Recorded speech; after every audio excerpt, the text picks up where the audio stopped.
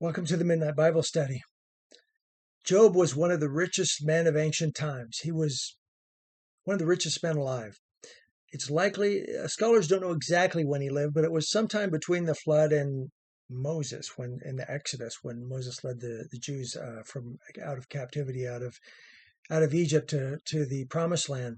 So we're talking, could have been somewhere like 1600 BC, or sooner. So Job is someone who lived, let's just say 1600 before Christ. Could have been 2000, not exactly, but in any case, he was the equivalent of a billionaire of ancient times. He didn't have billions of dollars back in those times.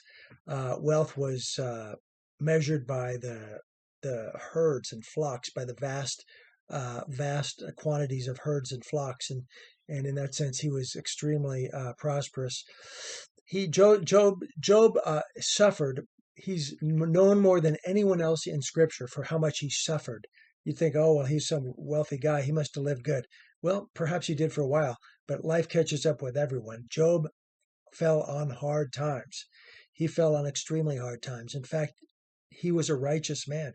God was proud of Job, and he got in, and there was a conversation with the devil, and the devil says, "Yeah, well, what if he was suffering? Then he wouldn't. I'll bet you he'd turn on you in a second." And so in Scripture, God says, "All right, well, let's find out." And he brought all this suffering on Job in order to test him and see how he would respond. Would he turn on God and curse him? All along he's blessing God, but things are going well for him. When tough times come, is Job going to suddenly curse God like Satan claimed? So Job suffered not like a normal amount. He suffered. Like I said, no one in Scripture is known for suffering more than Job. He lost all his wealth. He lost all his flocks. He lost his health. He was covered with boils. He was like the most, I believe he said he was the most miserable man alive. He was suffering uh, beyond anything that, it was a cruel fate that fell upon him. His whole body's covered with boils. He wanted to die. He felt like he wanted to die. His friend, to add insult to misery, there's a certain type of people who will kick you when you're down. Job's friend turned on him, even though he was a righteous man and a man of faith. His friends came and mocked him, and they said, "Look, now we know you're a sinner, because none of this would have happened to you except you're a foul sinner." Like his whole life he's got this secret sin going on. So he's mocked by his own friends and called a secret sinner. But how did Job respond to all this? Did he respond by cursing God and fail the test? Job spoke what I call the $1 billion Bible prophecy. He spoke one of the most amazing prophecies in Scriptures because it applies to every believer. It applies to every believer. Here's what he said: "For I know that my Redeemer lives." That's the first thing he said in Job 19:25. That is the first. That's that sentence. "For I know that my I know that my Redeemer lives." Keep in mind, we just said Job lived before Moses. So we're talking 1600 years before Jesus is even born. And here Job is saying, "For I know my Redeemer lives." Well, how does he know that? Jesus hasn't been born for another 1600 years. So you know that Job had some special connection with God. That's why there was this behind the scenes conflict going on about him, because he was obviously had caught God's attention, and evidently there's some communication going on, because he says, "I know that my Redeemer lives." Wow, that's amazing. Do you know what's going to happen in 16 years? I mean, if what we do know, we know just from we know from prophecy. We know because now we've got the Bible now, but Job didn't have that. "For I know that my Redeemer lives, and he shall stand at last on earth." So he's talking about 1600 years in the future. Phenomenal. "And after my skin is destroyed," I said he was covered with boils. "And after my skin is destroyed, this I know, that in my flesh I shall see God, whom I shall see for myself, and my eyes shall behold, and not another, how my heart yearns within me. So this man, Job, everything, his entire, but did I mention that his kids had all died? His children had died. That on top of that, so this guy, his life has literally collapsed. His entire life has completely collapsed.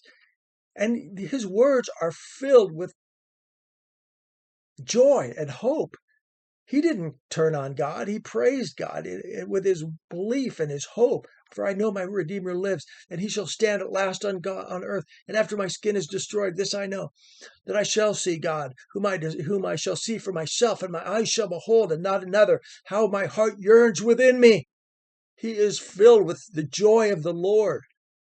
Even though the Lord hasn't been born it won't be born for another 1,600 years. But he's filled with the glory of God. Even Job's wife told him to die and to curse God and die. Thank you very much. His own wife told him to curse God and die. That didn't happen. We just found out that he responded differently. In fact, it looked like he was going to die, but he didn't curse God. He said, though he slay me, yet I will put my trust in him. Though he slay me, yet I will put my trust in him. So Job is dying. And to his last breath, he's praising God and putting his trust in God, full of the glory of God on his deathbed. It reminds me of in a loose sort of way, it reminds me of a story of a single mother I knew who, at age 17, this beautiful young lady she was pregnant. She was pregnant, but the guy who got her pregnant, he was too immature probably and ran. And he took off. So now she's a single mother, and she's pregnant at age 17. She hasn't even graduated from high school yet, but she was 9 months pregnant. And so you can imagine she was completely overwhelmed. She actually thought she could handle it, but then the baby was born, and reality set in, because having a real baby is a lot more overwhelming than people realize until they've had one, especially some more than others for sure. But anyway, she felt completely overwhelmed. Now here she is, a single mother at age 17, and she's got a baby, which is an overwhelming task to take care of a baby. And she fell into depression. It was a very tough time for her, but she has this beautiful baby daughter. And she was completely overwhelmed, but she hung in there and walked the walk. And 13 years later, she was able to say that she didn't regret anything that would happen, and she wouldn't have changed anything, because now she had this beautiful daughter, this beautiful, precious daughter.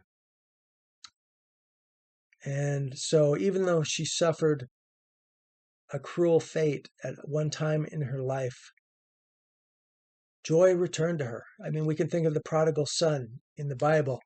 He went off living a rich and riotous life and fell into debauchery and blew his inheritance. And he was at the bottom.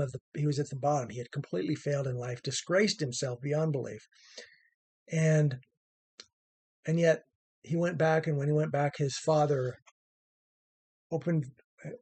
reached out to hug him and welcome him with open arms and said, "Kill the fatted calf. We're going to celebrate. My son has returned.